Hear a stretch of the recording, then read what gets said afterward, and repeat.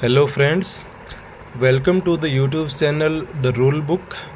हम पढ़ रहे हैं central civil services leave rules 1972। इस टॉपिक के ऊपर हम पहले ही 8 लेक्चर कर चुके हैं। आज हमारा 9th लेक्चर है।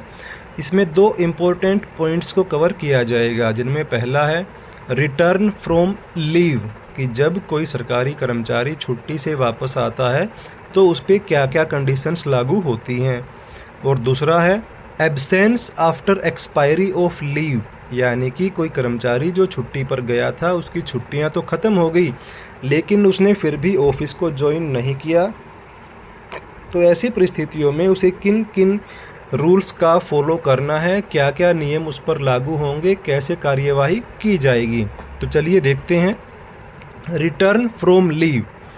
A government servant on leave shall not return to duty before the expiry of the period of leave granted to him। कोई भी सरकारी कर्मचारी जो जितने दिन की छुट्टी पर गया है, जब तक उसकी वो छुट्टियों का टेन्योर ख़त्म नहीं हो जाता है तब तक वो वापस नहीं आएगा, unless he is permitted to do so by the authority which granted him leave। लेकिन यहाँ पर एक कंडीशन है, कब तक नहीं आएगा? जब तक ऐसा करने की अनुमति उसे कॉम्पिटेंट अथॉरिटी के द्वारा नहीं दी जाती। और वो कॉम्पिटेंट अथॉरिटी कौन है? जिसने उसे छुट्टी प्रदान की थी। यानी कि देखो, बिल्कुल ही ऐसा नहीं है कि वो कभी भी नहीं आ सकता। ऐसी भी परिस्थितियां होती हैं कि जब सरकारी कर्मचारी को जो छुट्टी पर गया है उसे किसी इमरजेंसी के कारण वापस बुला लिया जाता है, तो जब वापस बुलाया गया है तो वो आकर के ज्वाइन तो करेगा। लेकिन यहाँ पर आपको ये ध्यान रखना है, वो वापस ज्वाइन तभी कर सकता है छुट्टी एक्सपायर होने से पहले, जब उसे कॉम्पिटेंट अथॉरिटी ने प्रायर परमिशन दी है। दूसरा पॉइंट है इसी में, a government servant on leave preparatory to retirement. देखो, ये वो छुट्टियाँ होती हैं जो किसी सरकारी कर्मचारी को अपनी सेवा के अंतिम वर्ष के दौरान रिटायरमेंट से पहले दी जाती हैं, ताकि वो अपनी रिटायरमेंट की तैयारियां, जिसमें उसका डॉक्यूमेंटेशन कंप्लीट करना, अन्य कोई विभागीय कार्यवाही हो उसको पूरा करना वगैरह के लिए दिया जाता है। शैल बी प्रीक्लूडेड, यानी कि लीव प्रिपरेटरी टू रिटायरमेंट को इसमें शामिल नहीं किया जाता। फ्रॉम रिटर्निंग टू ड्यूटी, यानी कि उसे बहुत कम चांस होता है कि जो लीव प्रिपरेटरी टू रिटायरमेंट पे गया है उसको वापस बुलाया जाए ड्यूटी पे। Save with the consent of the authority competent to appoint him to the post from which he proceeded on leave preparatory to retirement. लेकिन यदि ऐसी कोई परिस्थिति बन जाती है कि अब उसको भी वापस बुलाना पड़ेगा, तो उसके लिए ना केवल उस अथॉरिटी की परमिशन लेनी पड़ेगी जिसने उसे छुट्टी दी है, बल्कि साथ ही के साथ जिस कॉम्पिटेंट अथॉरिटी ने उसको ज्वाइनिंग करवाया था, जो उसकी ज्वाइनिंग अथॉरिटी है, जिस पोस्ट पर वो कार्यरत है, उससे भी परमिशन लेनी पड़ेगी। तीसरी कंडीशन इसी पर लागू होती है, a government servant who has taken leave on medical certificate may not return to duty until he has produced a medical certificate of fitness in form 5। यानी कि कोई भी सरकारी कर्मचारी जिसने मेडिकल सर्टिफिकेट के आधार पर अपनी छुट्टियां ली हैं, वो तब तक ड्यूटी पर वापस नहीं आ सकता जब तक वो फॉर्म 5 में अपना फिटनेस का सर्टिफिकेट जमा नहीं करवाएगा, चाहे वो गेजेटेड हो चाहे वो नॉन गेजेटेड हो। फॉर्म 5 दोनों के लिए सेम होता है। नेक्स्ट है थर्ड का B part, if the government servant is a gazetted officer the certificate under clause a shall be obtained from a medical board. देखो, यहाँ तक समझना इस सेंटेंस को कि यदि वो अधिकारी जो छुट्टी पर गया है वो एक गेजेटेड ऑफिसर है और उसे वापस आना पड़ रहा है, तो वो मेडिकल बोर्ड से अपना फिटनेस सर्टिफिकेट फॉर्म 5 में प्राप्त करेगा, accept in the following cases. लेकिन नीचे कुछ केस दिए हुए हैं जिनमें गेजेटेड ऑफिसर को छूट दी गई है कि उसे मेडिकल सर्टिफिकेट फिटनेस वाला लेने की ज़रूरत नहीं है। तो देखते हैं वो कौन कौन से केसेस हैं।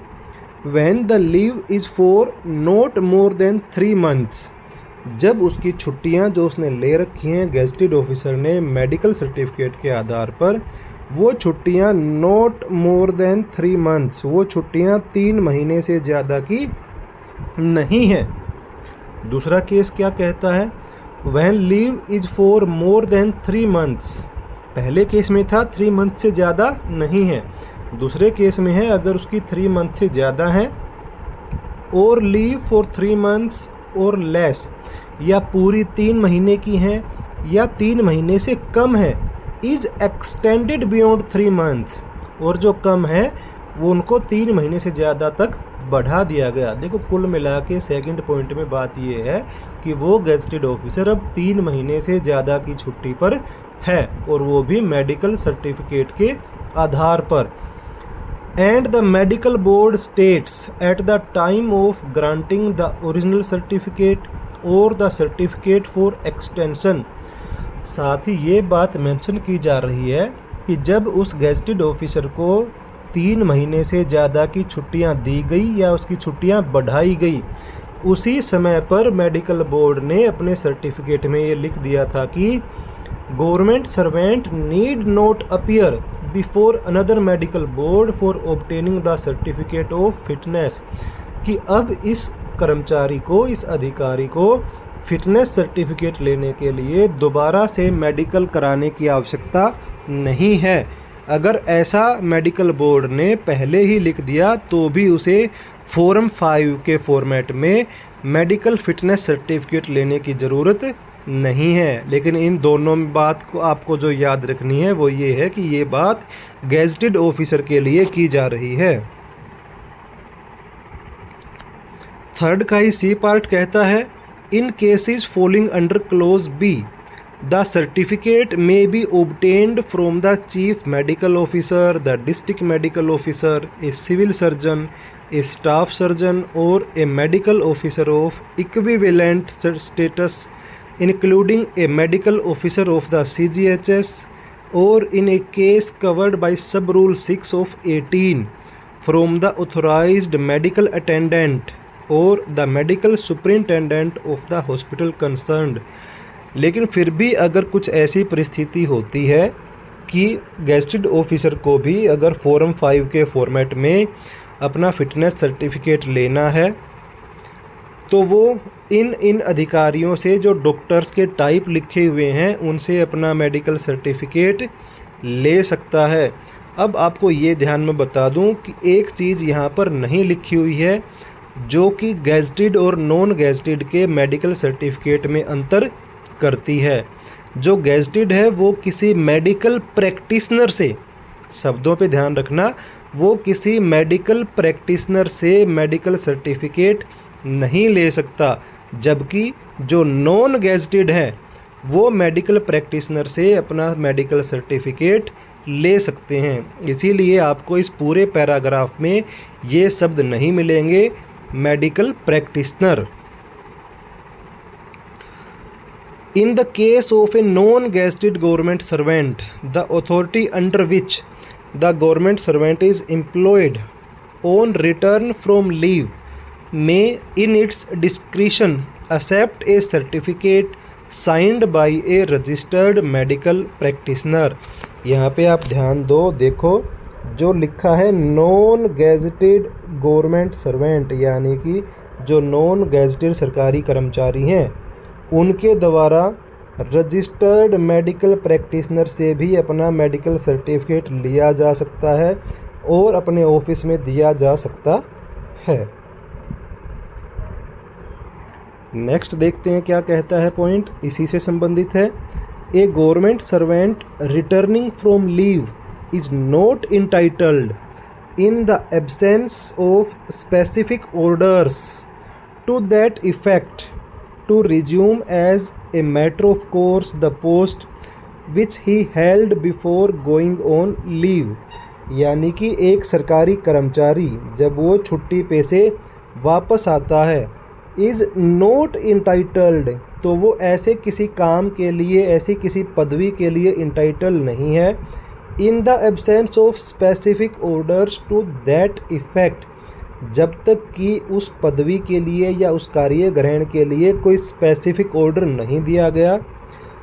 To resume as a matter of course the post which he held before going on leave, जब वो छुट्टी पर गया उससे पहले उसने जो कार्यभार संभाल रखा था वही कार्यभार अगर वो बोले कि मुझे छुट्टी से आते ही वापस चाहिए, तो ऐसा करना कोई ज़रूरी नहीं है। जब तक कॉम्पिटेंट अथॉरिटी ऐसा ऑर्डर ना दे तब तक ये मैंडेटरी लागू नहीं होता।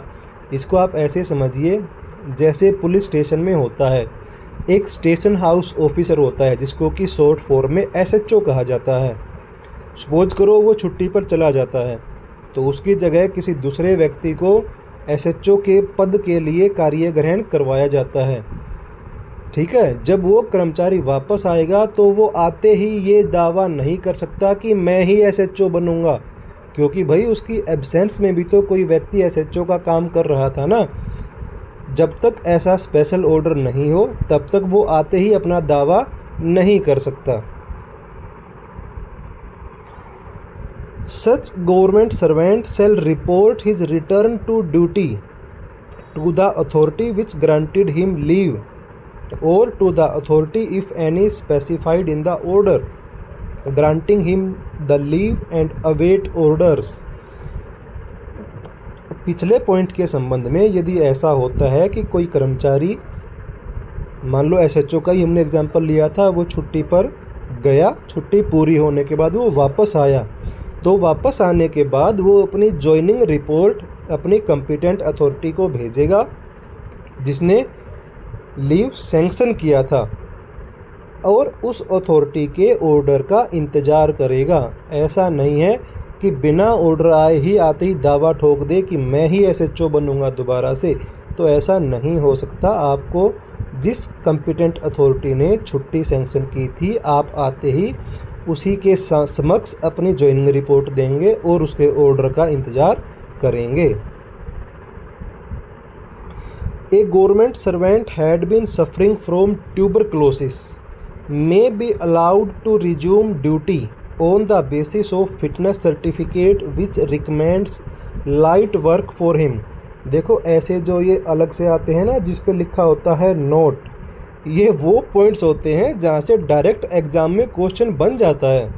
तो आप इस पॉइंट को ध्यान से देखो। ऐसा कोई सरकारी कर्मचारी जो कि ट्यूबरक्लोसिस से पीड़ित है, TB से पीड़ित है, वो ड्यूटी रिज्यूम कर सकता है on the basis of fitness certificate, उस फिटनेस सर्टिफिकेट के आधार पर ही जिसमें उसके लिए रिकमेंड किया गया है लाइट वर्क, यानी कि वो हल्का फुल्का कोई काम करेगा। ऐसा नहीं है कि आप भाग दौड़ भरा वाला काम या कोई हैवी वर्क जिसमें लगातार काम करना हो जिससे उसकी सांस फूलने लगे, ऐसा काम आप उससे नहीं करवा सकते। केवल लाइट वर्क या डेस्क वर्क उसको दिया जा सकता है।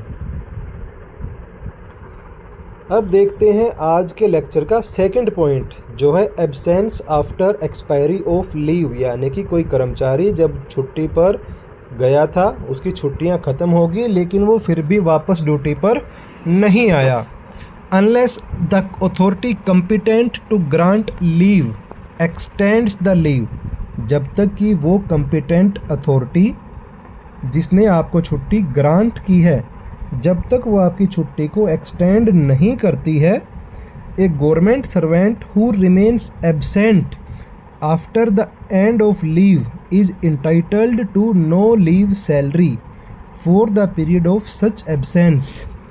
जब तक वो कर्मचारी एब्सेंस रहता है, एब्सेंट रहने का मतलब है जब तक उसकी छुट्टी थी तब तक उसको पूरी सैलरी मिल रही थी, लेकिन जब उसकी छुट्टी भी ख़त्म हो गई और उसने वापस आकर ड्यूटी भी ज्वाइन नहीं करी तो उसको सैलरी मिलना बंद हो जाएगी। यहाँ पर ऐसा मीनिंग समझिए, कोई कर्मचारी किसी महीने की 25 तारीख तक छुट्टी पर था, 26 को उसने आकर के ज्वाइनिंग करनी थी, लेकिन किसी भी कारण से वो 26 को आकर के ज्वाइन नहीं किया, 30 तारीख आ गई, उसको सैलरी भी मिलनी है, सैलरी मिल गई।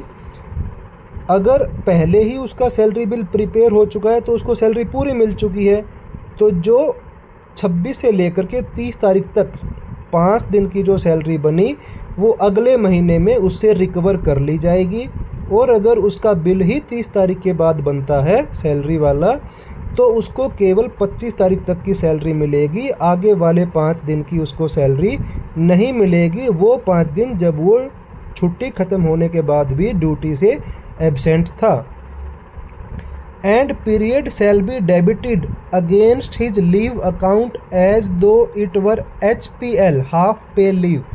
लेकिन यहाँ पर आप ध्यान दो, फिर भी उसकी छुट्टियाँ कटेंगी, और वो छुट्टियाँ कौन सी कटेंगी? वो कटेंगी HPL to the extent such leave is due. और वो HPL तब तक कटती रहेंगी जब तक वो उसके अकाउंट में है।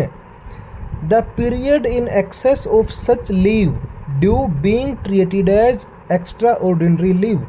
और मान लो कोई ऐसा कर्मचारी हो गया भाई, वो तो 1, 2, 3, 4 महीने तक वापस ड्यूटी ज्वाइन करने ही नहीं आया, छुट्टियां भी ख़त्म हो गई, ड्यूटी पे नहीं आया, 1 महीना चला गया, 2 महीना चला गया, और मान लो उसके अकाउंट में 50 ही HPL थी, तो पहले उन 50 HPL को काट लिया जाएगा। सैलरी उसको फिर भी नहीं दी जा रही है, यहाँ पे डबल नुकसान है, आपकी सैलरी भी कट रही है और आपके अकाउंट से HPL भी कट रही हैं।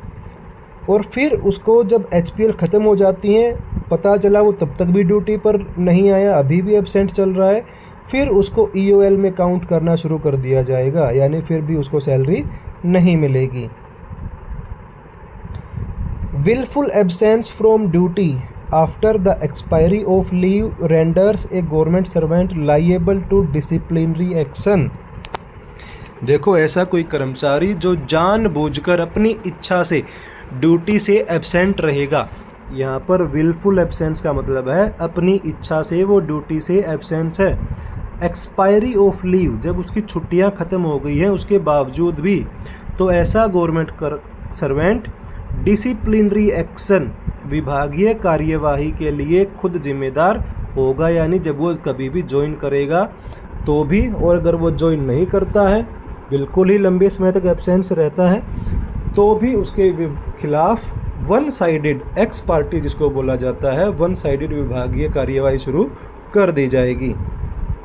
तो ये थी आज की वीडियो। उम्मीद करता हूँ कि आपको कंटेंट बिल्कुल अच्छे से समझ में आया होगा, दोनों पॉइंट बिल्कुल क्लियर हुए होंगे।